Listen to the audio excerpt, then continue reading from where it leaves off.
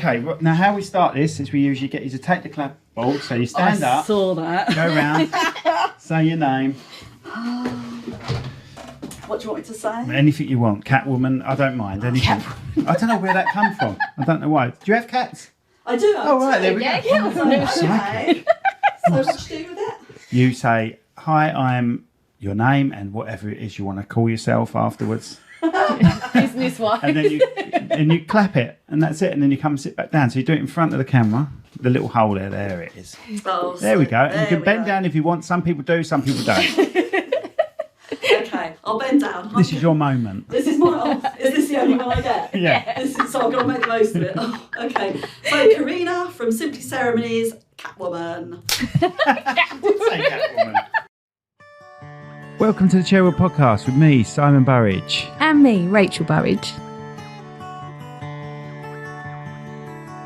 Perfect. Karina, lovely to meet you. We haven't actually met, but I'm sure in 20 years. I'm sure we must have crossed you're also a paths. celebrant, so I'm sure we filmed you at some point, which doesn't sound quite right, but in a wedding aspect. Before we start, the sign, how long do you think? Oh, is that what they do? They have to guess how long? Yeah, thanks for watching. Okay. Yeah, I did. I watched 2 this morning. You've done some homework, haven't you? Basically, that's what you've done. I do You've my panicked, research. You've done it all. Absolutely. I better know what I'm letting myself in for. Oh. I'm going to go 4.5 minutes. I want to tip you off here, Karina. He did stick it on quite hard. I want to tip you off. Yeah. Is that really low? It's got some new tape on it. Oh. That's cheating. We always give someone a tip. Okay. If you want to stick to the 4.5, you can. Yeah, it's pretty crappy. The sign, though, it's still your guess. Oh, okay. All right, I'll go 11 minutes then. 11 minutes. Yeah, I'm going to go to another extreme. Imagine if it I have a falls feeling off it's on not coming 4. off. I know. I have a feeling it's not coming So I off. get two goes. Yeah, you can have 4 and you can have 11, That'll do. as you've never watched the podcast at all, clearly. That is not true. Today's sponsors are Dimodici Associates, Chartered Structural and Civil Engineers. Based in the UK with a worldwide reach. Visit their website on dimodiciassociates.com. New Digital, helping businesses build their online presence with web design, SEO, Google Ads and social media. Get 10% off when you quote Cherrywood today. Visit their website at nudigitalera.co.uk. And we're back. There we go. Thank you very much, sponsors. Well right, remembered. Karina, tell us about yourself. Anything you want. Anything I want. Okay, well, I'm probably one of the oldest in the wedding industry. No. No, probably not. That's But because get in there.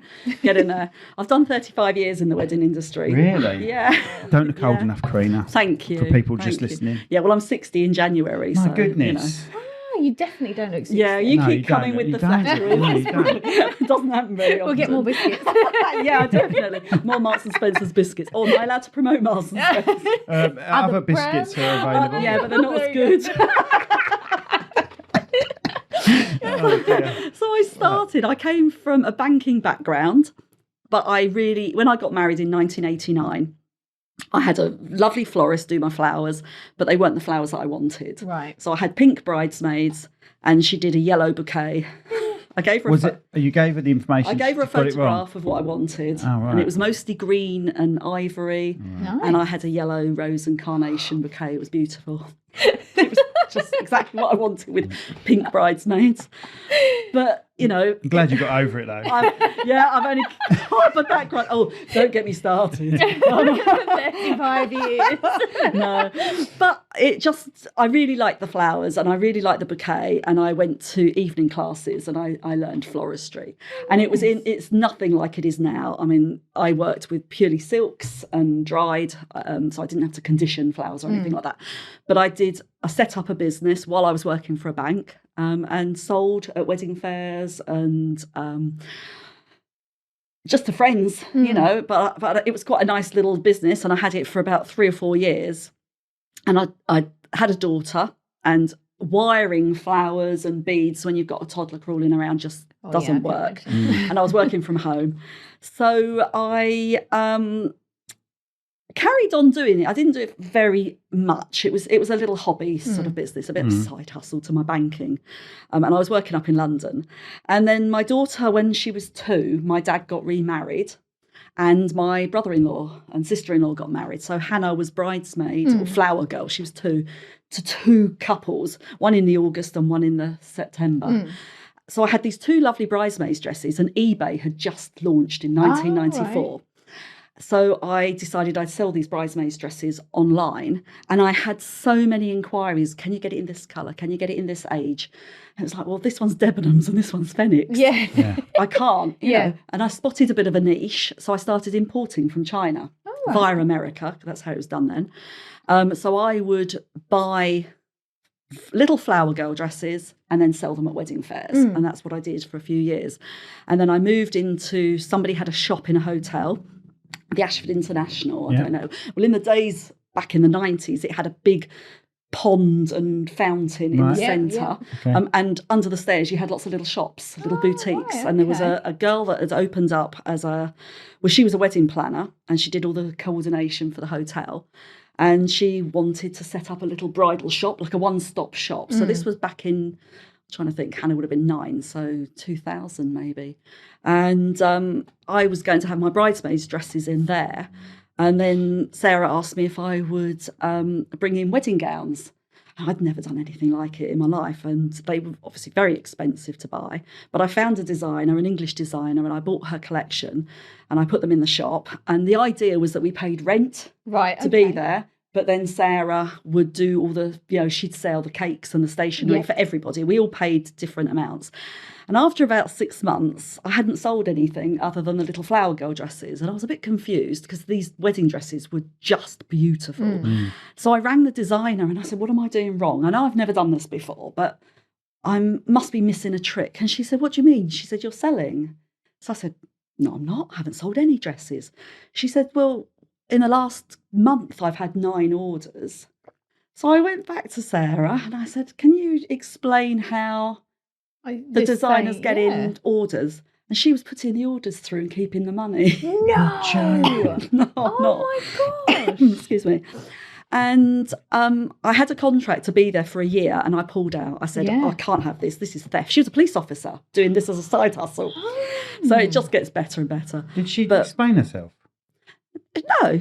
She was doing it to everyone. So she was taking orders for stationery and then creating the invitations herself. She was taking orders for the favours and then making them herself. So everybody was being fleeced. And anyway, I pulled everything out. I pulled all the dresses out. And I know, it's appalling, isn't it? And I'd got veils and tiaras and all the bridesmaids dresses, all in the boot of my car. And I live in Folkestone, and there was this really lovely, this is so bad for me, my chocolate shop. She was so wonderful, and she did the most amazing glacé orange slices dipped in dark chocolate, and that was my go-to. And I went in there, and the boot was full of all these wedding dresses, and she said, what's the matter? I said, I just need chocolate, just give me chocolate. And I bought loads of chocolate, and we got chatting, and she said, well, I'm moving out of this shop. I'm moving into bigger premises. Why don't you rent here? I was like, okay, fine. Things have just meant to happen. 2 weeks later, I've got an interior designer stripping out the shop from a chocolate shop into a wedding boutique. Well, you say wow. I paid. Yeah, right. Why'd you say wow? I paid her rent, and she didn't pay it on to the landlord. Oh my god! Oh my god! You got done again. I got done again. I know. I'm so stupid, so gullible. I just don't get it. So. That's unbelievable. I managed to sort that out with the landlord, and they went for her and left me to it. But I moved out of the premises, and there was a sweet shop round the corner, and she'd rented a shop over the road so she could do favours and more wedding sweet treats. Did you burn her sweet shop down? No, the ceiling fell down in the shop that I'd taken all the dresses out the day before. So there was a flood upstairs and the whole ceiling was flooded. So I sort of counted my blessings. I moved into this shop. I went from paying £350 a month rent to £700 a month rent. And then she did a runner and went back to her other shop and left me with a £1,200 a month rent. But I had the most amazing 2-storey, double-fronted wedding dress shop, and was there for 10 years. And it was absolutely beautiful. But we had 2 major floods in that time. I had one insurance claim that was over 60 grand because the wedding dresses were just ruined. And the Victorian sewage drains all broke. And how are you not a dribbling mental wreck? I have a very good husband and children and lots of friends who really rallied round. So I always say because I do mentoring now as the wedding business mentor, and I can honestly, hand on heart, say to any person I'm talking to, I've been there, I've done that, I've got the t-shirt, I've been robbed, I've been flooded, I've had a shed at the bottom of the garden, I've had the dresses in a bedroom, I've had a shop on the high street for 10 years. Yeah. You know, I've sold online before online shopping was a thing. Yeah, you're must be one of the first eBay ones. It's an age thing. And I think that's it, really. And it just means that people can learn from my mistakes. Yeah, that's the best bit. Wow. So, yeah, Oh my bit of gosh. experience Blimey. there. Talk about the mentoring then. So what brought that that's- on and what is it exactly? Well, basically, I've been mentoring businesses for years. I started when I was in the bank. I was a trainer working for the Halifax, and I used to write training courses and train staff who were cashiers up to the level of branch manager and things like that. So I've always done that, and I've worked. My husband's an accountant, and we've sort of done little workshops and things for his clients with different things. And then when I closed the shop after 10 years, all my staff got fantastic jobs doing all different things, and I didn't really know what I was going to do. And I woke up one morning and I said, I'm going to be a wedding celebrant. Now, my husband's a typical fantastic accountant. He pulls the reins and he's like, slow down. Slow down. What's the celebrant? And I was like, I don't know. It just sounds great. I had So you didn't know what it was? You chose the title before the actual... I'd heard of it, but I had no idea what it was. So he said to me, how much is the course? And I was like, £2,000. And he said, can we sort of sit on this for a little while?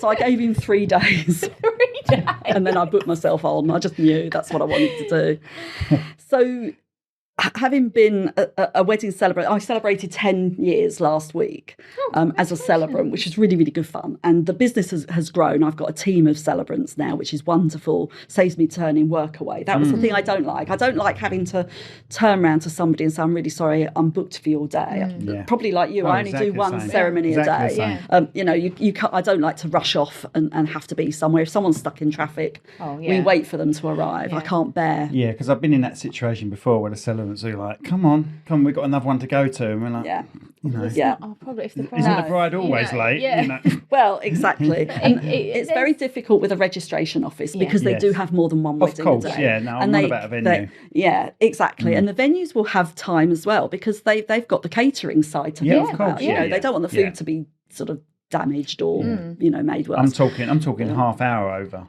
Oh, I've been hours over. I've had a bride where the makeup artist and hairstylist didn't turn up. So she was 2.5 hours late, but she'd been plied with champagne up until that. So she Staggered up the aisle. Well, her mother fell out of the car. we were doing a beautiful orchard wedding, so there were sheep at one end and apple trees at the other, and we were there, and the mother was absolutely sloshed. Bless her. And she had this beautiful outfit and grazed knees. It was awful. I felt so bad. But Actually, your mum fell on our wedding day. Yeah, not she styled it out so well. She it was her heels, wasn't it? Because we got married at Penshurst Place, and the floor there. It was steps. She was going down steps. Yeah, and they're really sort of like old Garden. castle-y It was sort of garden steps, yeah. And she sort of took Tilly, because Tilly, my daughter, was only 18 months, and she took her down there and she caught her heel. She took a knee and then she was straight back up. Yeah, she and styled knees it are right. the worst. Yeah. They really hurt. So so the mother was tipsy, the bride was tipsy, and the guests were in hysterics. Ashley, surely you've got some stories you can tell us about. Has anything happened? People pulled out last minute. I've never had that. When you say anyone object to this wedding? No, because I'm not allowed to say that because our ceremonies aren't legal. Oh, They right, okay. only the registration office and the Church of England. So are I allowed actually to don't do it. know what a celebrant is then. Oh, there you go. And I've been doing it 20 years. I'm glad you did your research on me then. You need to go on this course. This is my research. When I say what is it you do, I actually clearly don't know. So a celebrant does a non-legal ceremony. We're not authorised under the English and Welsh law. Right. So Do you know what? You're the third celebrant on the show, and no one else still haven't worked that out. Really? That's interesting. When I do wedding fairs, I spend a lot of time educating because not everybody does. I mean, when I started this 10 years ago, there were probably 4 of us in Kent. There's now over 100. I mean, it's like photography and videography. Everyone wants to do it. Different styles as well, isn't there? Absolutely. And everyone wants to be a celebrant because it's such an amazing job. It's wonderful. And I've not had any weddings cancelled. You could be a celebrant. Yeah. Do you know the number of people that come up to me at a wedding and go, "We can do your job and we're going to do it." Bring it on.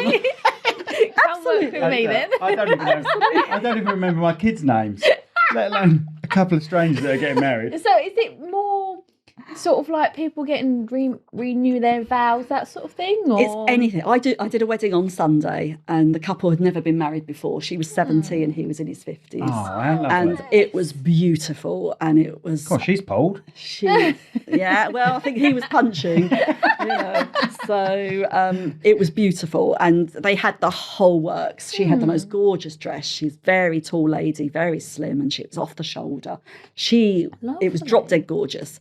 And what couples do, if they're using a celebrant, if they want to be legally married, they have to do the legal marriage registration at the register office. Right, okay. Now, that's £46 to be legally married. You can literally just rock up and do that, can't you? No, you have to book an appointment. Oh, of course, yeah. But you can just rock up. But do you need a witness? You need 2 witnesses. Yeah. We call it a 2+2. The registration service call it the basic marriage registration. Okay, yeah. But it is 2+2. It's the couple and 2 witnesses. 2 witnesses, yeah. And it's Monday to Friday. It's 10 minutes ceremony, usually in the register office, in an office.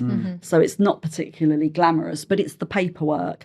So it's like, I try to explain to people that when you have a baby, you register the baby's birth at the office and then you go and have a christening. Yeah. And then when somebody dies, you register the death at the register office, and then you go and have a celebration of life. Yeah, absolutely. And it's the same with weddings. So you register the marriage, and the 2 declarations, the legal declarations are: do you know of any reason why you can't be married? And you take each other to be lawfully wedded wife. That's all you need to do. Rings, vows, you save that for the celebrant-led ceremony, and it opens up where people can have their wedding. So it doesn't have to be a licensed venue, although we work at most licensed venues, but it opens up the beach, it opens up woodland, it opens up people's back gardens. I go to France and I do weddings in chateaus in France, and they do the legal bit over here, and then they take their guests over to France. That's a good job. And it's just, it's wonderful. It's a fabulous celebration, and it's one that everybody, all the family, come together. But occasionally, like with any family, there could be some dysfunctional behaviour. That's what you want to know. Do you know, my couples are wonderful. I don't have any dysfunctional couples. I'm so sorry. You just make something up. Make it up, yeah. So how do you personalise the ceremony? Obviously, you meet with the couple beforehand. Yeah, so I have a questionnaire. Get to know them a bit more. Yeah, definitely. And we build a relationship. And I write, every ceremony is written from scratch. And it takes into account as much of their personality as I possibly can. So what I've learned from them, everything, there's no rules and there are no restrictions to what they can have in that ceremony because the legal bit has been done separately.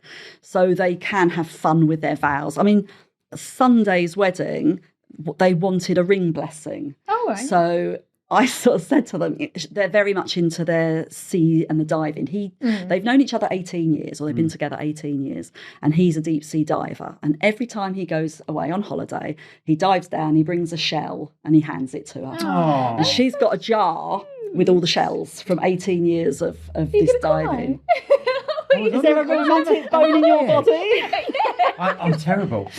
My husband's not romantic at all. So when I'm filming speeches, she looks over, she knows I'll be crying. I'm a nightmare. Yeah, it's lovely. Daddy-daughter dances, he's sitting there going, oh that's so nice. I can't film a daddy-daughter. Well, I can. I have to film them, but it's hard. No, it's wonderful. I think after having a girl, because he's got boys, and then he had a girl, and he's like, oh my God. I have 3 boys and a girl. Well, I've got a girl and 2 boys, and only the middle one, the boy, is married. Oh, so he got married in Gibraltar, where he lives. Well, he's in the Cayman Islands at the moment for the next 2 years, but he lives married a Gibraltarian. But yeah, so she's collected these shells. So I have a shell that's sort of like a clamshell that a jeweler gave me, and it clips together so that I can use it as a ring box if somebody wants. And it's really tactile. It's very shiny. It's very lovely. And I mentioned it, and she said, "Oh, can we have a ring blessing?" And I said, "Yeah." So the idea is you don't touch the rings, you just touch the box or the bag that it's in, and you give the couple your blessings or some words of love or whatever whilst, you pass the rings along.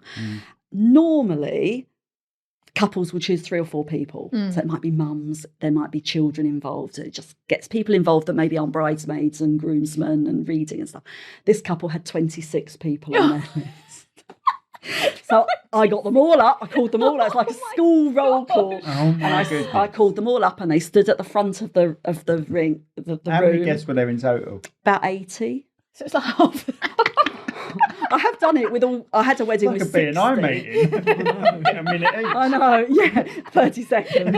Yeah, perfect. I did a wedding for a couple, and they had 60 guests, and all 60 got involved, and we just passed it down the seats and then back again. But this couple, I had them all up at the front, and it was really lovely. And at one point, the bride's mum was in the middle, very lovely old lady with big hat. She had probably the biggest hat I've seen out of all the guests, and she dropped her head down and she just cuddled to this ring. And I tell you what, you could hear people going. It was so lovely. She really took it so can I ask, seriously. is it the couple that you mentioned just now, the 50 and the 70? Yeah. God, the mum must be getting I know. Yeah. Yeah. Blimey. No, it was amazing. Oh, how It sweet. was amazing. So it's little things like that we can do. We can have a bit of fun with the ceremony. What's sort of like the weirdest request you've been asked to do? Do it at a naked. wedding? Oh, no. You have? Yeah. I say no. That's the only thing I've had to say no to. I've dressed in steampunk. I've done a Star Wars? Not yet. I'd love to do that. I don't have enough hair to do the but I've done. Oh, God. That scared me this time. Oh, what did you say? Oh, I you said 11. 11. 4 No, I and think 11. we've gone past 11. I'll let you off. I'll tell you Jenny what. Lynch feels free. I need something stronger than coffee. That You know Jenny, she's 3 seconds out. was she? I think so. She's brilliant. I think she's free, and we've just had a boxer on, and he was about 15? 12, 15 seconds out. Oh, I'm always. I've got to play both of them ones back and just to double check, otherwise people on the internet. Well, you're lucky I'm not a day out. I mean, Yeah. could have quite You could easily have been just stayed on there the whole time. Yeah, that would have been cool. wouldn't it? I'd have got an extra prize for Made that. you jump though, didn't it? It really made me I think jump. that's happened twice, that it's just stayed on the wall. Once was at home because he stuck The it to wall's our too actual smooth. wall. I couldn't get it back off the wall. Some of that no nails Yeah. stuff. And it did stay on once here. Why do you take it down? If it goes up when people are video, when you're doing one of these podcasts, why do you take it down? Always falls down. Yeah, Oh, but why sorry. don't you permanently stick it up? It was the very first podcast we did. We just gathered a couple of chairs Oh, it was us, wasn't it? and we Yeah. were just spitballing, weren't we? Yeah. We was talking about our idea for the podcast. Okay. And I just looked at it and thought, that's not going to stay up. And I went, that's been double-sided. I've double-sided that sign. It's bound to fall off at any time. And then as soon as we stopped recording, it fell off the wall. So it just happened like From that. then didn't it? on, we purposely don't. I buy. You don't care about our tickets I at all, don't do know you? exactly. And it ruins some of the like people were really in depth and like really discuss It's it. always something. Yeah, something serious. Yeah, serious discussions, and then they're like, "Oh Lucky my you weren't God." asking me about funerals it's then. like, and then unfortunately he passed away in my arms. Crash. And we're like, "I'm really Oh, sorry." sorry. Where were we? Yeah, most of us like a little white feather to come down, It's not turned a into the only sign. interesting thing in the podcast. Oh, well, there. Fair enough. I can accept that. Oh no, apart from you, obviously, you're our favourite guest. Yeah, I bet you said everyone. I'm like the Bruce Forsyth. It's the classic old ones, isn't it? They are the best. You don't know what we're talking I about. have no idea. The only thing I know is like a conveyor belt with toys and No, prizes. you used to go, say "Come you're, on in a Oh, minute." you used to God, always yeah. say you're so much better than last week Yeah. to the audience all the time. All the Yeah, time. yeah. Brilliant. Love the catchphrase. Anyway, so I've forgotten where we were. if but you were anyway. close, you would have got. There's a thing for Is it. there? The closest Prize? gets £100 to a charity of their choice. Oh, well, Jenny deserves it. yeah, does. she's lovely, Good. Jenny. She is actually. lovely. Yeah. I called her a Buddha though, didn't I? Yeah. Not a Buddhist. He went, "So you're a Buddha?" She went, "I'm not." something like that. Or I was talking about her on a different podcast, and I went, Jenny Inchfield, she's a Buddha. And my friend, who was guest host, because she wasn't very well, she went, Buddhist. Absolute idiot. They are very different. And then I said to her, I'm going to talk. I said, I always start, when I'm on a podcast, and I start talking Cockney, and then I went top of the morning. Right, geezer. And she went, that's Irish. Yeah, so I made a right fool of myself. Yeah. That's 45 Like it. minutes. That's why you need me. Yeah. To keep him on the straight and narrow. She kept me on the straight and narrow-ish. Have you got one of those little taser things? Yeah. Every time he steps out of line, just We push should have that to pass it along. Right. I don't mind. I'll take one for the team. Anyway, where were we? How have we never met you before in our lives? We were just a weird sort of request or anything that they've asked you to do, and you thought no. So obviously, Oh yes, Naked so was naked. one. Naked No. was one. I wouldn't do it. No, I couldn't. I just couldn't. I mean, if that Would was you, the Rach? case, would we have to turn up naked? Well, No. the celebrants that I know who do it, Somewhere to strap my GoPro. they'll wear a cloak Yeah. to sort of, but they're naked underneath. One of my team will do it. Yvonne, Really? Yeah, Yvonne will do it. Yvonne, you'll Yvonne. do it. Yvonne, we need to get Yeah. Yvonne, come She's onto in the show. Spain. She lives in Spain. We need you to prove it, right, Yvonne, on the show. No, don't encourage her because she will. She makes my ticker go sometimes as well. But I don't she's know, brilliant. I don't know if I would if you were invited to one and they said obviously clothing No. optional. I'd be doing my hair or I wouldn't know where to something. look. I'd be like, No. oh God, where do I photograph? Waist up. I think the fantastic thing is when you use a celebrant, you can do whatever you want and have whoever, and there will be somebody out there for everybody. Absolutely. So I've dressed as steampunk, but I don't take my clothes off. But others will do the taking the clothes off, but they won't dress up as Star Wars. We've all got we've things all got that we'll things do to do, and things that we won't do. And the nice bit about it is there are couples out there that buy us as a person, and then we write the ceremony for them because we're on a similar level. I'm very lucky like that, I'll be honest. My couples are amazing. Saying that, I have gigged naked before. What? Yeah. When I'm a have bass you? player in a band. Okay, so behind the guitar. Yeah, yes. the guitar Okay, hid- a bit like Calendar well, Girls, The guitar, the guitar men. the guitar tried to hide it. Oh, who are you trying to kid? Yeah, she knows you so well. No, Told you I've done my research. she already knows I'm full of. She already knows I'm full of crap. She's only watched 2 podcasts. She's like, he's full of crap. It's very true. Yeah, we was gigging at a place called the Water Rats isn't right. Something in Ashford. There's a place a pub in Ashford. Can't remember what it's called. Okay, anyway. Tickle doesn't- Trout. No, it's not it's a Tickle very Trout. strange steampunky place. Really weird art inside. Oh. I want to say Oh, Water in the Rats. middle of nowhere. Yeah. The Batten something, wasn't it? It was, Bats, something bats. Yeah, it was something. Thingy Is bats. it a pub? Yeah. In the middle of nowhere. Oh. And they liked what's the word? What's the The, art that you when you Stuffing stuff animals. Taxidermy. Taxidermy. I There love was- taxidermy. There were stuffed animals. It was an amazing pub, but some people would be Really freaked out with quirky. it. Some people Yeah. would love it. Yeah. Anyway, we gigged there, and for some reason, someone got naked while we were playing. And our singer, do? female singer, who was the one we were talking about who stood in for Rach, Kelly, she was singing around. She's looked round, and the whole band is there naked as well. Oh my god! As in, Yeah. how did you I do think that I left my without- pants on, but hidden behind the guitar, so I looked naked. My 40th birthday party was at the Folkestone Rugby Club because I used to be a social secretary and I was a rugby coach. players. I was a rugby coach. And I had my 40th and it was really funny because I had guests that were family, I had guests that were rugby club, and I had guests that were work colleagues. And there was one rugby guy there that I just knew if you play anything by Tom Jones, he strips off. Oh, no. So I said to the band, no Tom Jones. Whatever you play, right. I I don't thought care. he was But gonna say no, my mother was there. There was no way. And they brought out my cake.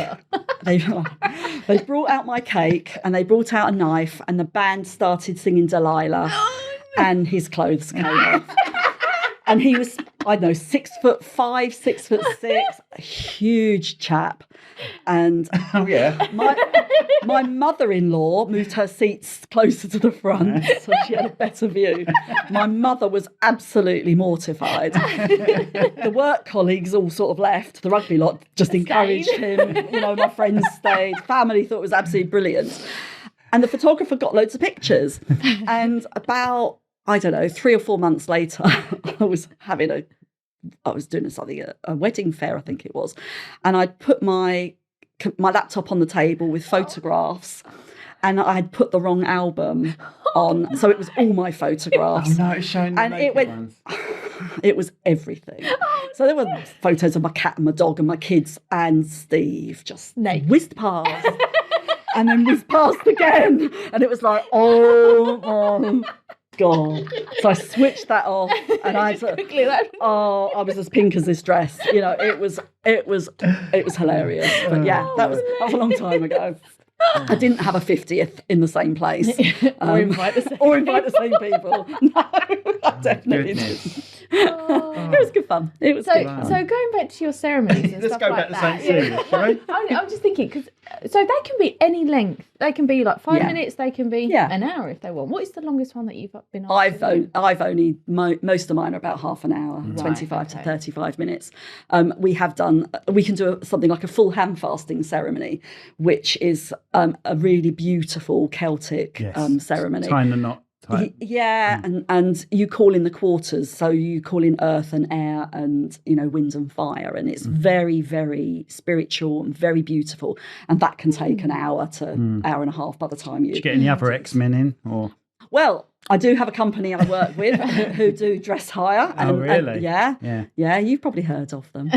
So really, Hire a Hero, Gavin Finn. Is he the guy that comes to makes visit our son? Amazing costumes. He does Spider-Man but he does X-Men. Do you know where he lives? Ashford. Ashford. His wife's Lou Finn that does Bake to the Future cakes. Oh, no, I don't. You don't know? You better Google them. Okay. They should be on this show. We should have them on the show, yeah. Yeah, they're a character. We've got this local guy that does that, haven't we? And our son, he had a few issues down below. He's only little. And from birth, I knew there was a problem. I was like, this is going to sound wrong. This is going to sound so wrong. I like the way he's warning us now. There's a warning on this. Okay. Right. So basically, I've got 3 sons. I had 3 sons before my last son, right? And so I could tell there was something wrong down there. A bit of fusion. Circumcised. A bit of fusion that shouldn't be fused. So we took it to the doctor, and the doctor said, oh, no, it's absolutely fine. He said, as he gets older, as he urinates and things like that, it will eventually separate. Is this really going out on the podcast? Yes. Oh, this bit's about to go on the podcast. This is the bit what I tell everyone. I said to the doctor, now look, I've seen some kids' penises in my time. And then social services turned up. I said, I've got 3 other sons. I said, and there's something not quite right with that. He said, I assure you it's fine. He was wrong, and he needed to have this circumcision, but an extreme sort of one. Bless his heart. Like, how old was he? 3? And you're putting this out on your podcast. He'll be all right. So he's going to be traumatised when he's 18. It's 1 out of 4, so they don't know which one it is. Yeah. They don't know which one it is. Yeah, the youngest one, Ted. Hi, Ted. So cruel. How's your Willie? So cruel. Right, so, but our neighbours are friends with a costume guy, and we had Spider-Man turn up. Fantastic. So Spider-Man came down the road. Hello, mate. How are you? I've come to see you. Wonder Woman, and he had the Wonder Woman with him. Shield and everything. And he held the shield, and he had poses. But Ted, because of the operation, he couldn't wear any bottoms. Right. So he just wore a big T-shirt. So he had a big T-shirt on, but one of the poses, right? He's got his own staff.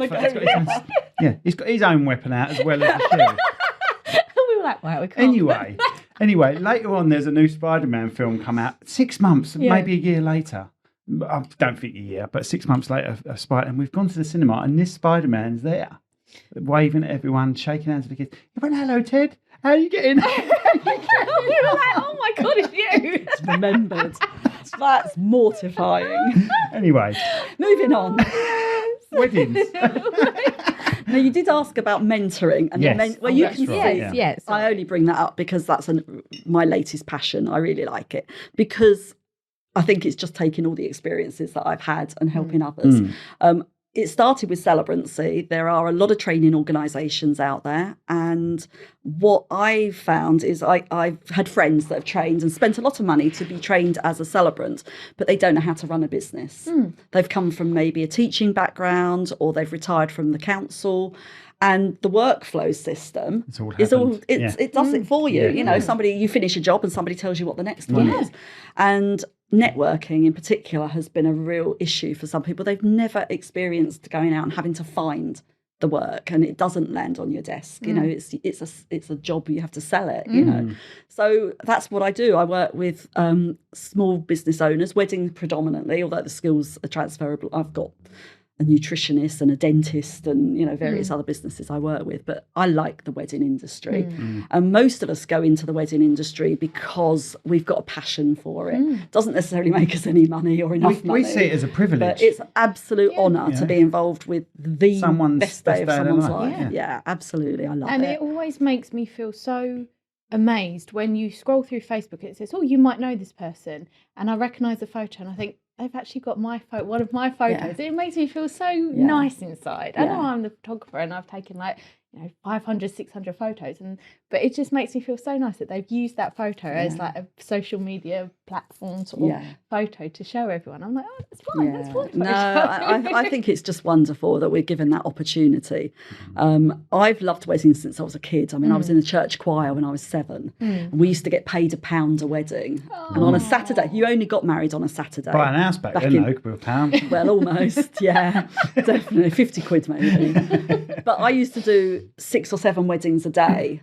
And that was really? an envelope at Top the end earner. with 8 quid. You know, it was, you're going around like that, and you're I know. And now, well, it doesn't quite work like that. But I liked seeing I used to get to ring the bells. That was my job at the end of the service, and I just liked the dresses. I liked, you know, just the ceremony and the pomp and ceremony. We've got a friend that does that. I can never remember the term for ringing the bells. Oh, it's campanologist. That's it. Yeah, it's something that you wouldn't link to bell ringing at all. Sounds like that's going to Glastonbury, doesn't it?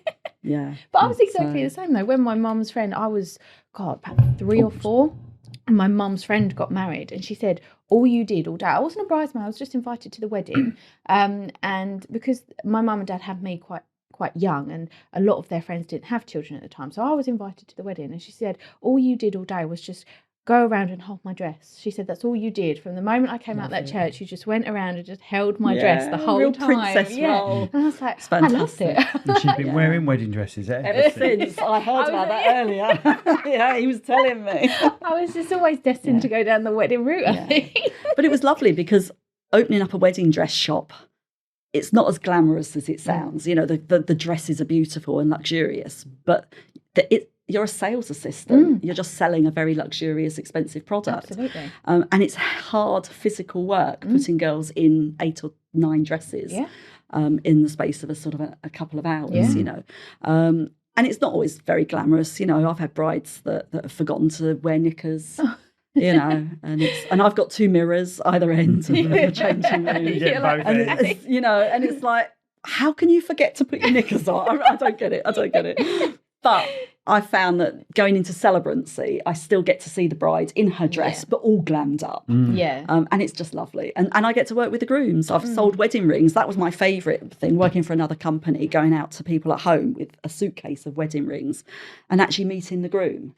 Because so much of the wedding is bride focused. Yeah, absolutely. And all the groom really wants is the best day for his wife. Yeah, absolutely. Well, the one that we've just done last week, he just said, I asked him a few questions while she was preparing to walk down the aisle, and there's sort of like about 20 minutes, isn't there, where she's arrived and everyone's seated.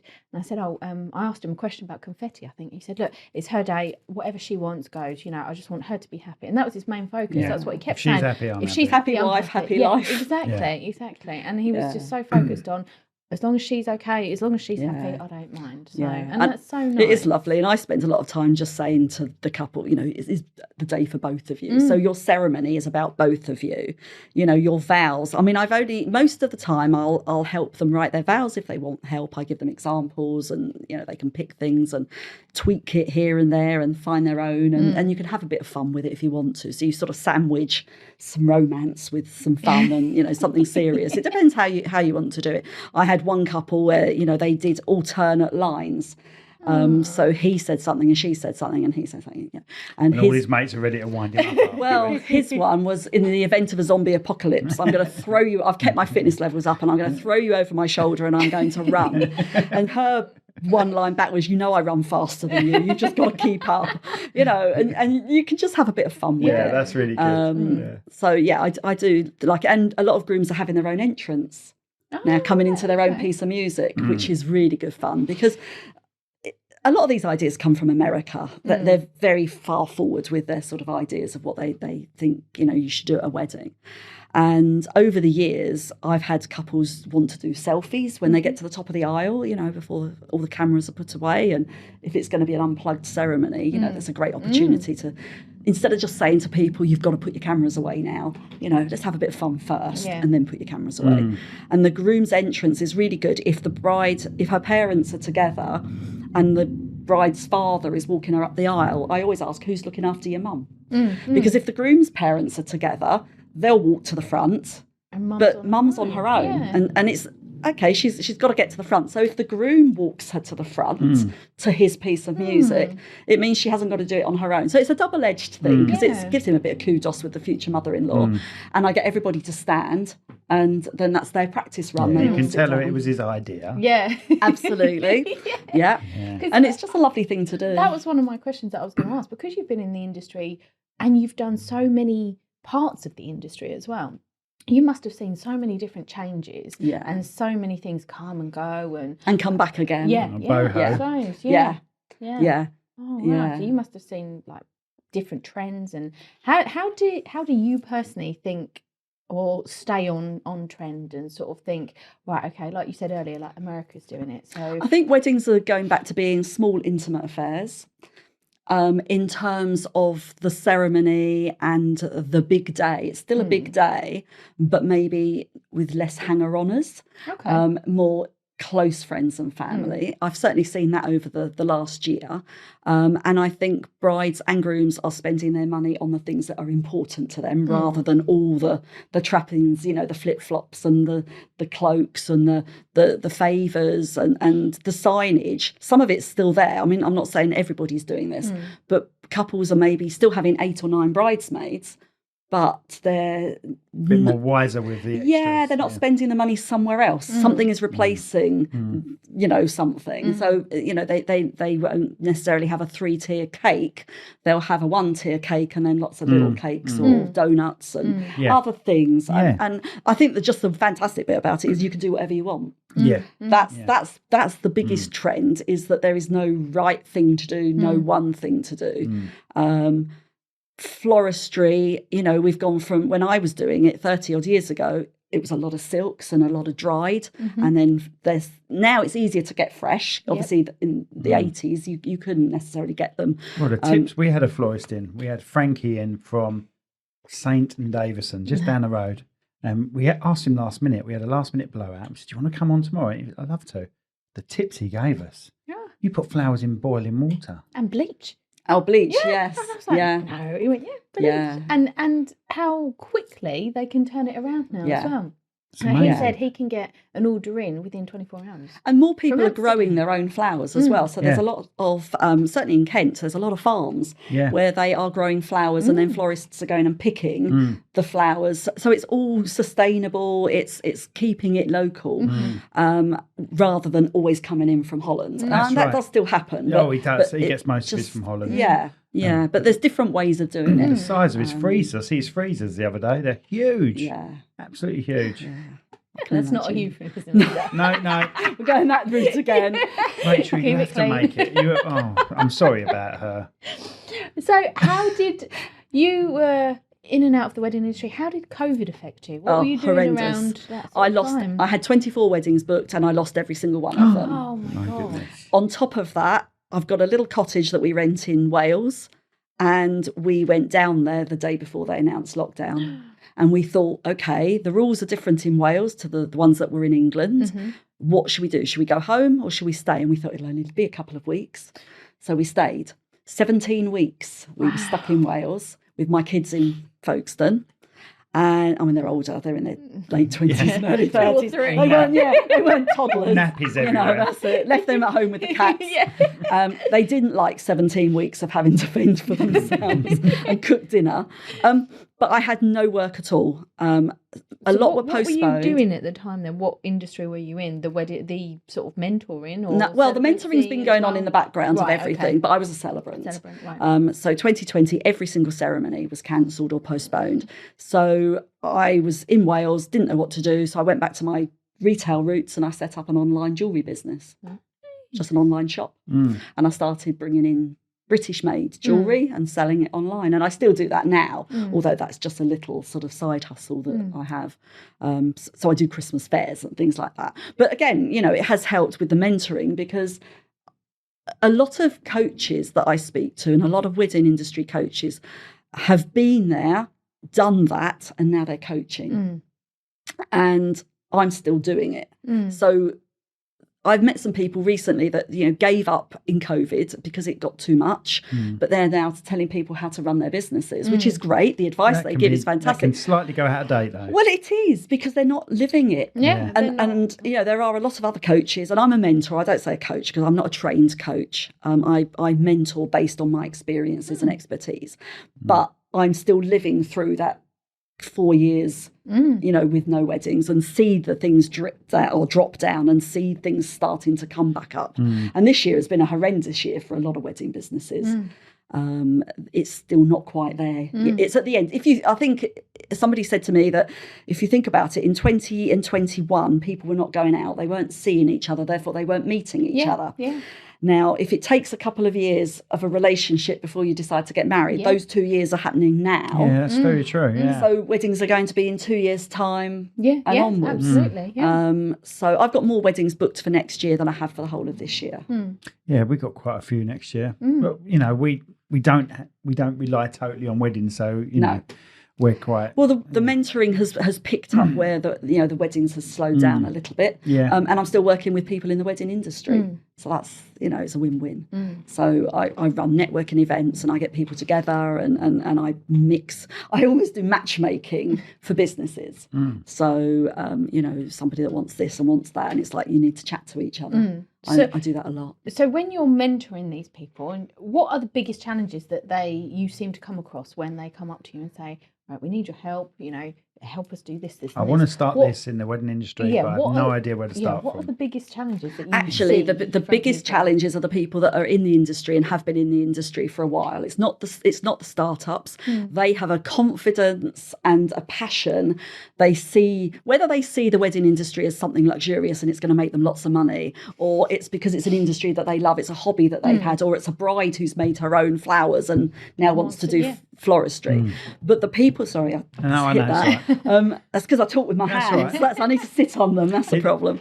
I'm getting the sound through here, and it wasn't that loud. So Rachel does much worse than that. That's all right then. But I think the biggest problem is complacency, because the youngsters that are coming into the industry have a wonderful passion and confidence, and I think those of us that are a little bit older still have the passion, but maybe some are losing some confidence. And when they're seeing, I hear it all the time with celebrants. I said, when I started, there were 4, now there's over 100 just in Kent. And that's happening across the country. And that's whether you're a funeral celebrant or a wedding celebrant. If you imagine you're going out to try and drum up funeral business, there's only so many funeral directors out there. And with everybody now looking at costs, even on funerals with direct cremation, they're not spending as much on funerals. So the work is hard to get, but it's out there if you look for it.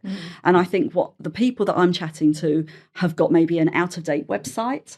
They haven't kept it going. They don't do a lot of social media. They expect the loyalty from other suppliers to still be there. And they expect to be trading on their name, which isn't a bad thing because they have a great reputation, but actually you can't stand still. There's a different way of advertising these Totally days. different. And even we found that, like the industry, the techniques and the technology as well. And it's just skyrocketed. I feel the techniques spur me on. I see this new videography company. I'm like, oh, look how they've edited that. It's beautiful. And then I'll learn it. Yeah, absolutely. Yeah. And that's a rare quality. There are lots. Thank you very much. I thought I'd let you have that one. He's going to be, oh God, he's going to go day now. I've got a rare quality. It's much better than a conversation about your son's willy. So that's all I'm going to say. Which is staying on the podcast, by the way. So your podcast is going to be forever known. Absolutely. Well, if it gets the views, I don't mind. He's going to do one of those shorts where it's you've got a rare quality. That's all I'm going to hear now. Brilliant. But I think that everybody that's in the wedding industry is doing it because they love it. There isn't one person that doesn't actually love what they do, but they are struggling, and people buy differently now. Everything's instant. You shop on Amazon, it's there a few hours later. So answering emails and dealing with inquiries and the questions, couples are doing their research and they've got so many people they can compare, and then there are always those that only buy on price. And you've just got to decide, are you sort of high end, are you going to be middle of the road, or are you going to be budget? And if you're middle of the road, there are far more middle of the road businesses that you're competing with than the high end or the budget. So you have to market yourself differently. And it's constant. We've seen that because we've done wedding fairs. We do Detling Wedding Fair, don't we? And we've seen people come in, new companies come in, offer it at a certain price. And we're thinking, how are you actually making money? Yeah, but then they go out of business very quickly. And then we haven't seen them again the next time. We're like, okay. So we've seen... And these are usually companies that are last minute blown a couple out. Yeah. Or something like that, and then the couple are calling for other. Well, there's an awful lot of that going on at the moment, isn't there? People not turning up for the service that they've been paid for. Sometimes it's because they take on too much, and sometimes it's because they the industry through. No, and I always find it interesting when somebody will buy from a business just on Facebook without doing any other research. The company are based up in Birmingham, but they're going to come down and drop your love letters off for you. They're going to do that 2.5 hour drive. Just for £150 set of love letters. And I just think it's just not sustainable. No. So it does happen, unfortunately. But I just chat to people. Well, I just chat. And most of my mentoring is just based on what are your problems, what's your sticking point, pain point, and can we do something either differently or tweak it slightly? And I do get people sometimes go, oh, I tried that. When did you try it? Well, about 20 years ago. Yeah. Okay, but the market's changed now. Try it again. Yeah. Do you prefer working with people that are already in the industry or new starters, or do you? Most of my clients are people that are already in the industry. I don't have very many new starters, partly because I think there is that confidence that they don't need the help. They can just come in and do it, and and that's great. And it's only maybe later that they, you see mistakes made. People tread on people's toes. They undercut. And it's like, why are you devaluing what you do? Absolutely, totally. Our industry, videography, can go from £300 a wedding to £10,000, £15,000 a wedding. And I see celebrants, coming, some ex-registrars that are now retiring or jumping ship and want to do it themselves because it's so lovely, and they're charging $350, and then there are others charging $1,000 and others charging $4,000. And if you can get something different for each, that's great. But you can't sustain a mortgage or rent on £300 a go. Exactly. So you have to be realistic about it, really. But if you've got a pension that's supplementing you, it's a different ballgame. And unfortunately, there are a lot of sort of those people in business where, they're getting a pension or they've still got maybe a part-time job, but they don't value what they're offering as a business.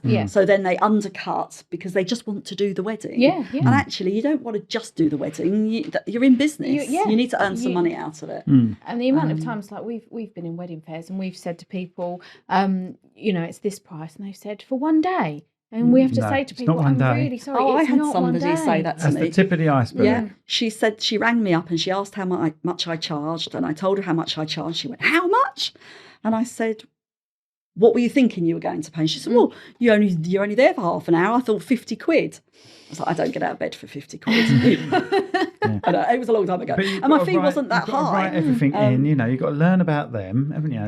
It's hours and hours and hours of writing. And yes, I turn up an hour before, and then, however long it takes for the wedding, and for all the guests to arrive. And then if I'm lucky, I have a glass of fizz before I go home. And then I go home. That, for me, it's all those hours leading up to the day. Whereas photographers and videographers, a lot of it's the research at the beginning, but then you've got all the editing to do after, and people don't realise the amount of work. I would never be any earlier than 2 hours before ceremony. No. Just for setting up. Yeah. Well, I do sort of an hour to 45 minutes before, because it's literally me and my folder. I'm not knocking you for it. It's a completely different industry. Oh, totally. But the point is, you still get there early enough that you can prepare. If the chairs are in the right place and something's happened, you're prepared for it. I can't stand being late. That's I was early for here today. Well done, and thank you. I just can't bear being late. We're the same. And at the end of the day, I'd rather sit in the car for an hour. Eating jellies. Playing on Facebook. We usually eat. I daren't do that. I'll be like hyper. I'm bad enough as it is. Don't we? Even if we're being fed, we take food just in case, because you can never rely sometimes. And I'm eating it before we've left the road. Yeah. Honestly. Because we try and cram in as much as we can, because as soon as we say, right, okay, we're here from 10:30 with the bridal prep, we don't get to sit down till about 5 o'clock, and we don't drink, we don't eat. So we're like, right, okay, we get as much in as possible to fill us up, so we get that little bit of energy. But he's eating it before the end of the road. I can't eat before. I get very nervous when I do my weddings. And it doesn't matter. I've done over 300, and I still get nervous. The day you don't is the day you should jack it in. Absolutely, because you don't care. But I do know that if I eat something, or if I drink a bottle of lemonade or something, I'm just going to be burping. I can't do that in the middle. Sometimes you have a microphone. It's like, excuse me. I can do a sly one behind the camera. But I don't have that still advantage. Get picked up on the camera though. Well, but you can edit it out. I just put music over it. You'll just see the picture go like that. Or hiccups. Hiccups will be the worst. I think cover it up with hiccups. Thank God for tripods. Cough. That would be my worst nightmare. So you've got something coming up in November, and it's called, let me get this right, Kent Wedding Fest? Kent Wed Fest. Wed Fest, yeah. We shortened it all down. So explain a little bit more about that, and what this is all entailing. It's sort of snowballed from the Wedding Circle, which is a networking event that I run every 2 months, and it's where we get all the wedding suppliers together over dinner in a wedding venue. It's really civilised. It's really good fun. I'll let you know. It's £15 a head. Unfortunately, I love the way she's mentioned how much? How much? I know. She's mentioned food, and he's like, right, I'm in. I'm in. Way to a man's heart, isn't it? Absolute, every time. And with that, it's about networking, and it's about getting people together. And there are people that have come for the 14 years or so that I've been running it that wouldn't say boo to a goose. They wouldn't stand up and do a 60 seconds. It was like, I do this and I sit down again. And now they'll stand and they'll have a conversation. We don't do the 60 seconds because with COVID, we were passing a microphone around. And it's just like, okay. And germ stick. I'm a great believer in people, if they come into a networking event, go out and chat to people. And sometimes people will say to me, oh, I didn't get the chance, I didn't meet anyone new. Well, you sat on your chair all day. You sat with your friends. You've got to do the room, Absolutely. So, oops, I've done it again. That's all right. The Kent Wed Fest is a sort of an expansion on the networking meetings. So it is a whole day event at the Cave Hotel, and it involves guest speakers and food. There is the Cave are providing a 2-course lunch, but it involves getting people there to network as well and collaborate and learn things that the expert speakers are all in the wedding industry. So I've got Becca Pountney coming, who is a videographer from up sort of Buckinghamshire way, but she has been coaching, and she goes around the country giving the most amazing motivational talks. I heard her once in Birmingham, and she's incredible. So she's coming to do a presentation. I've got Nicola from Proposed PR, which is a wedding solely for wedding companies, PR company based in Hythe. So she's coming to talk about proper PR, not just going out and doing a wedding fair or sticking an advert in a magazine. It's getting yourself on the television, it's getting yourself in magazines, as write-ups. So I've got her, I've got Katie Hawkins, who is an award-winning makeup artist, and she's incredible. And she is doing a presentation on the customer experience and processes and things that, you can tighten up and improve for the benefit of your clients and really make yourself stand up. Laura McPhee from Versastar by Laura, she's just incredible. She's like one of the top 3 in the world braiders or something. I know, she is wonderful. See, I've got a great team working with me, and Laura's going to be doing a workshop, just a short workshop on reels and making reels, and actually we're going to get people to have a go, because again it's something some people are really good at, some people don't even go anywhere near it. Yeah. And Facebook, that's it, and TikTok and all of this. So I don't do TikTok. We had our first experience with one, didn't we, recently? A social media girl, while we were filming, you were doing photos. Oh yes, yeah. She came down from Sunderland. Wow. And she was lovely. We got on so well with her. Content creator. Yeah, there's a lot of those now. Yeah, that's really popular at weddings. And so Laura's going to be teaching everybody how to make a reel that's relevant to their business, because one of the things that Laura did in her business was when she's doing the hair for the brides, she's filming all the little bits, and then she puts it together and gives that to the couple as an extra. Doesn't charge them for it, but it's just a nice little bonus. So she's doing a presentation, and then Jeff and Sarah Oliver from Jeff Oliver Photography. All right, again, phenomenal photographers. That's a mouthful to say, isn't it? Phenomenal photographers. Good job you didn't start with a flipping phenomenon. Yeah. Just suddenly coming to myself. I go off like squirrel. My kids are always taking them account. I get distracted. But they're doing a presentation as well as to looking at collaboration and working with venues and other suppliers the right way. And the way to get business, rather than just turning up and saying, "Hi, I'm Karina, and you should give me work," because I'm great. So this is an event for suppliers, obviously. Yep. So how would they get on it? How do they? So the website is kentwedfest.co.uk. So it's really, really nice and simple. There's an early bird ticket price at the moment of £175. That's for the whole day and includes all the refreshments and lunch. And you can pay for it over 3 months. If you prefer to do it that way. Quite be slowly, wouldn't it? Yeah. That's It's always one. Always, and it's him. Yeah, it is me. Sorry.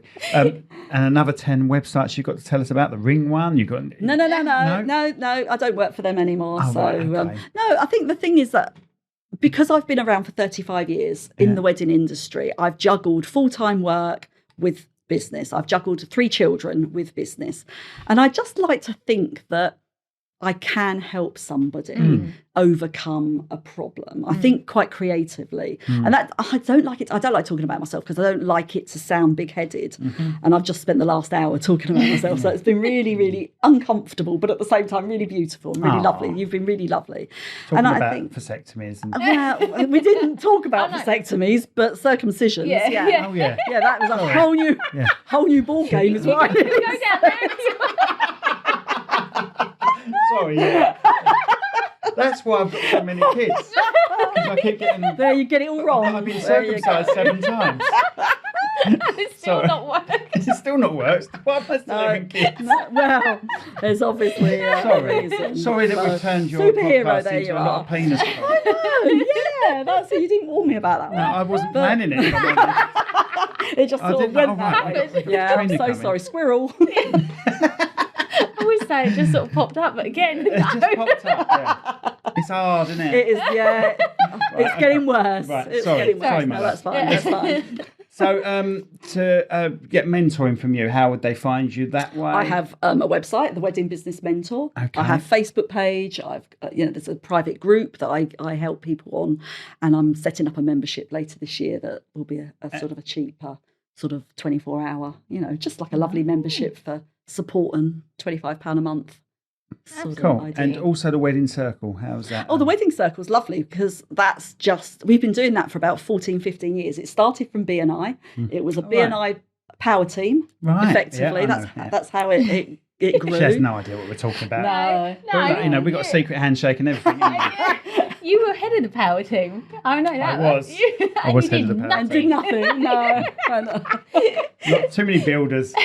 Well, that's it. So the power team, the idea of the power team is anything, that works together, that can collaborate together. Like you say, the trades, the electrician and the plumber, they get together. And they did it the same with weddings, but there weren't enough people in the one There's never one in one chapter. No. That's the problem. So they set up it across sort of Kent, and it just snowballed. It stopped a few years ago. There were 9 or 10 of us, and we'd meet at a hotel, and we paid a £5 and we'd get some dodgy sausage rolls and some crisps. And over the years we just passed work to each other. It was a very friendly, very good group. We recognised the professionalism in everybody, but the group didn't grow, and it sort of died a death. And then about 10 years ago, maybe 12 years ago, Zoe Dowell, who has a curvy bridal boutique, she said to me, why don't you resurrect it? And it's like, well, it's not mine to resurrect. And I spoke to James Wilford from YMS Travel, who had organised it originally, and he said, yeah, if you want to do it, do it. So I do it. I volunteer as, I take, I get my ticket free. I've said it. I get £1 for everyone that comes along, and the caterers, and the venue get the rest. Because it's not about making money out of an event; it's about bringing people together. And that £1 covers me for buying the stationery. And the thing is, bringing people together, you're going to earn from it anyway, aren't you? That was the plan, because celebrancy was so new that when we started it up, it was an opportunity for me to say to people, "This is what a celebrant does," and they can see me in action when I'm presenting or whatever. And but it's fantastic, and we've got people that have been coming for the 14 years, and we've got some that came last month, and it's all based on recommendation. You can't just you can just turn up, but you have to pay in advance. So most people come because they've been invited. So somebody has invited somebody who's then thoroughly enjoyed what they've found, and then invites somebody else they know. And it builds a really strong network. And it's about passing work to each other and supporting each other. And there is a Facebook group, but it's a private group. So you get added on to that once you've attended a meeting. Okay. And as long as you attend the meetings, you stay in the group, because that's where the work gets passed. So if, somebody, we've had a venue say that the DJ's not turned up, weddings today, is there a DJ who's free? And there are 8 DJs, and somebody will put their hand up, or somebody will say, my bride and groom want a pork pie wedding cake. And one of the caterers will say, well, I can get big pork pies and I can make that for them. So it's all about working together and bringing business. So of course, when we turn up at weddings, we all know each other. And that's got to be the best thing for a couple, to know that they've got this dream team that are all working together to make their day the most amazing. That's why we get along quite well, don't we? Because we say, love working with the industry, but there's nothing better than having that, hour where we're sitting down and we can just talk.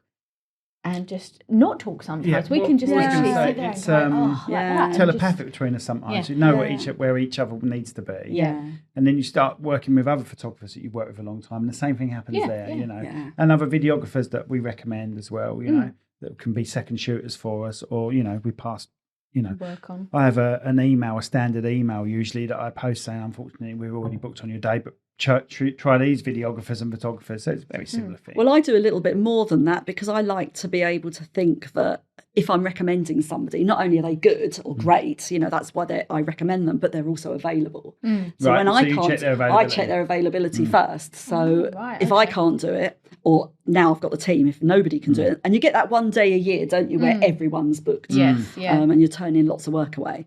I like to then text around and say, are you interested in this wedding on this day at this time? And then I go back to my couple and say, I'm really sorry, I can't do it, but these people can. I might try and change that then. We play videographer tennis. We just keep referring each other. That's great, isn't it? But the thing is, I referred a couple to, I couldn't do a wedding once at a big venue in Kent. And the celebrant and that's why I set my team up, because the celebrant who took the ceremony put her banner up in the foyer and her business cards on all the chairs. And it was like, you're not doing a wedding to promote yourself. You don't do that, and luckily the venue scooped them all up. Yeah. And then they said to me, don't worry, we put them in the bin. Right. But I thought that the celebrant would be doing she did do a great job in terms of the ceremony, but she was treated it a bit like a wedding fair, and was promoting herself. And it's you can't do You've got that. to be a bit careful with that. Yeah, you're not there to promote yourself at somebody else's wedding. If someone comes up to you and says, you did an amazing job, do you have a card? Totally different. Come totally out and get different. A card, but you wouldn't go up to everyone and go, here, have my card, have my card. You wouldn't do it at a funeral either. But And I turn up in a suit. I don't turn up with logo sort of tops on. Even though I'm behind the camera, so you wouldn't really see me. But got to turn up like you're a guest to a wedding. What I do worry about sometimes if I'm near the mark to looking like a groomsman, but I'm still behind the camera. Navy blue is really in at the moment. And when I was doing the wedding on Sunday, the venue staff were in navy blue suits. The DJ was in navy blue, and the two photographers, male and female, he had a navy blue suit, she had a navy blue dress, and I had a navy blue dress. So it was the dream team. It was meant to be. And then half the guests turned up, no one in navy blue as well. It's a really good colour. It's a very good colour. I've been to a few where I've been smarter than the groom, Well, I've only had one groom in shorts and T-shirt at one wedding. Really? Yeah. So I don't know, Rachel. I can't remember any of them. Can you? Any of what they were wearing? I think we've done like a few, not casual ones, but where it's been really hot and they have no jackets and they've literally had the strip, short shirts and very thin trousers. Yeah. But that's about it, I think. Yeah. But that's what we love about them. They're all different. Every wedding's and different. People can do what they want, can't they? That's what I really like. And it's really nice to see how the guests interact. You can tell when it's a really nice group of family and friends because everyone's interacting. Even if they don't know anybody, they're special and they've been invited. We offer karaoke as well, and you can tell. And I play a game at wedding fairs, don't I? I say, I can tell. I'm going to show you something. Like, what is karaoke? I say, I'm going to show you it, but I can tell now just by looking at you, you're going to love it. You're going to hate it. Yeah. And it's true. It's true. Yeah. And I said, don't book this if you don't think your guests are up for it. You two may love it, but your guests have got to be up for it. Yeah. My son and daughter-in-law really wanted karaoke, but where they're in Gibraltar, it used to be okay for everybody to go across from Spain into Gib. And now with Brexit, it's because they're they're part of our Commonwealth and whatever, they can't, so they have to have visas and stuff like that, and they found it really difficult. And my son, they had a fantastic photographer that came recommended by a celebrant I know in Spain who recommended her, and then she recommended what was supposed to be a very incredible videography company. I couldn't afford. I wanted to bring somebody from England across. I thought at least I know them, but we couldn't do that. But they booked this company, but unfortunately that company then farmed it out to different people. Right. Okay. And the guys that then videoed it didn't speak a word of English. And my son hates the video. He's looked at it, like he won't let anyone else watch it. They've been married 2.5 years and I haven't seen it because he's so upset by it. Let me have it and I'll re-edit it for him. Yeah, I don't know what's wrong with it. He won't. I'll probably love it because it's my son's wedding. Well, but if you're listening, son, send it to us. William. Cherrywood Production. William, send it to us. I'll see if I can do something. That's really kind. That's really kind. For £3,000. There we go. Mum's paying. I'll do it. Mama pay. She's giving me a free membership to the Absolutely. That's it. That's it. So 15 quid. It's like a magic circle. You're not allowed to talk about it. That's the funny bit. That is the funny bit because people can't find it on social media. So it's like it's Karina's gang. And it's not. It really isn't. The more the merrier. Sometimes we have 40 people at a meeting and sometimes I have 80 people at a meeting. And they go away and they have good food and they have a natter and they take business cards. And it's just really, really lovely because everyone knows what it's like to do a wedding. So everyone's either up here or down there or, they've all got this sort of similar backgrounds and stories. I love it when you turn up to a wedding and one of your mates is there you haven't worked with for a while or something like that. It makes a huge difference. I can have a good day. I think it's funny when I get wedding suppliers that are invited as guests. Yes. And I suddenly get this little wave. As I'm standing at the front with the groom in the audience, there's a little hi. My ex-wife used to be an air stewardess and we used to get on planes and she'd be giving it some of that. Free champagne used to come over. There was a benefit to it. Absolutely. There needed to be, obviously. But yes, I do vow renewals. I don't do divorce ceremonies yet, but there's time yet. But keep your hopes up, Rach. She eventually will. Well, I could do the party myself. Don't worry about that. That's it. And I don't do weddings where the bride marries a ghost or a cat or anything like that. They're really they're a little weird for me, but each to their own. Or a fairground attraction. Oh no! I've the one I've seen at the moment online that I was reading about was she's married a doll, like not like a blow up doll or anything. It's like a rag doll. Yeah, and she's married this rag doll, and she's had rag doll babies with this rag doll. I can understand wanting to celebrate yourself, and I can see the benefit of paying to to sort of have a fun time and dress up and maybe have a few friends and. You don't need any excuse to do that, but if anyone can do whatever they want, that's the thing. But occasionally when you're having to ask the ghost that you've married for a divorce and the ghost says no, come on. I struggle with that one. No. I do struggle with that one. But hey ho. It's been a pleasure having you on. Thank you so much. I really enjoyed myself. Good. So sorry about the talk about other things. Yeah. Okay. I do know a really good hypnotherapist and therapist, and I think I'm going to have to give him a call.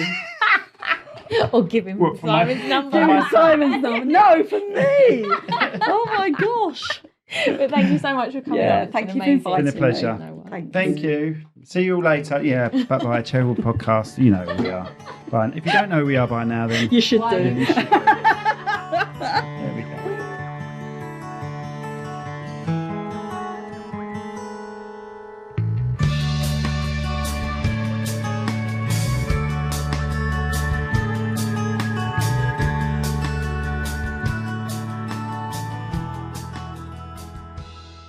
This podcast has been brought to you by Snugdubs Campervan Hire. Roam the world, park anywhere. That's snugdubs.co.uk.